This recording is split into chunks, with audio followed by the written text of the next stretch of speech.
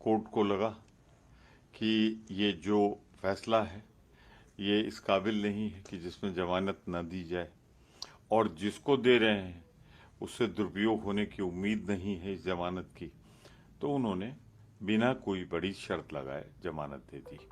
अगली सुनवाई 13 अप्रैल को होगी। ये भी कह दिया गया कि अब राहुल जी के व्यक्तिगत उपस्थित भी अनिवार्य नहीं है। कन्विक्शन पर आप देख लीजिएगा, ये कन्विक्शन पे सेटिसाइड होगा, खारिज होगा, अपील लागू होगी। और ये घबराहट सरकार की थी, तभी तो नोटिस दे दी मकान की। घबराहट ही तो थी कि उन्होंने तुरंत पार्लियामेंट की सदस्यता समाप्त कर दी। ये बदनीयती दिखाती सरकार की। सर लेकिन आज जैसे कि तमाम नेता बड़े बड़े गए, तो मंत्री भी सामने आए। किरण रिजिजू साहब ने कहा कि ये ड्रामा है। अनुराग ठाकुर सामने निकल के आए, कह रहे हैं कि देश जो है ओबीसी कम्युनिटी के अपमान को भूलेगा नहीं। और PV Narasimha Rao, DK. Shivakumar, P Chidambaram भी जेल गए। कितने बड़े लोग गए थे उनसे मिलने, कितने नेता उनके साथ गए थे। ये सिर्फ एक परिवार जो है वो इस देश से बड़ा है कांग्रेस के लिए। ये मंत्रीगण माननीय मोदी जी के कुछ वैसे ही आचरण कर रहे हैं जैसे हिटलर का जो प्रचार मंत्री गोबल्स करता था कि एक झूठ को बोलो, 100 बार बोलो, बड़े विश्वास पूर्वक बोलो, ऐसा बोलो कि लगने लगे। अरे मेरी चुनौती उनके दोनों मंत्रियों को, अनुराग ठाकुर जी आपको और किरण रिजिजू जी आपको, वो दिखाओ जहां राहुल गांधी ने ओबीसी का अपमान किया। मेरी चुनौती है, और अगर न दिखा सको तो नैतिकता के आधार पर त्यागपत्र दे देना। मैं बहुत जिम्मेदारी के साथ कह रहा हूं।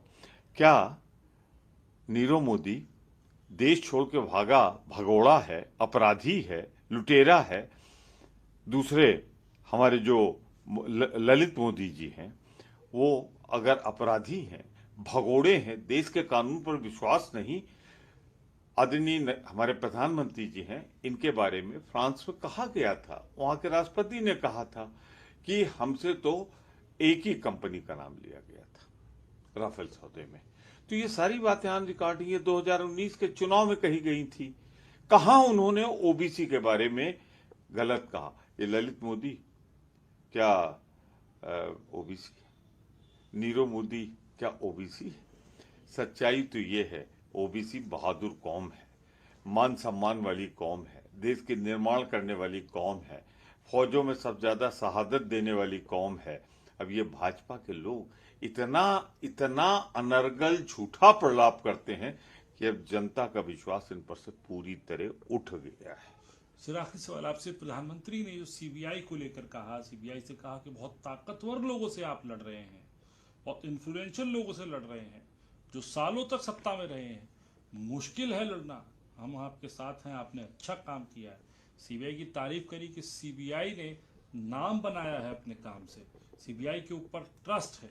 अपने पुराने नेताओं के बयान देख लें 2014 के पहले के सीबीआई के बारे में, वो क्या कहते थे।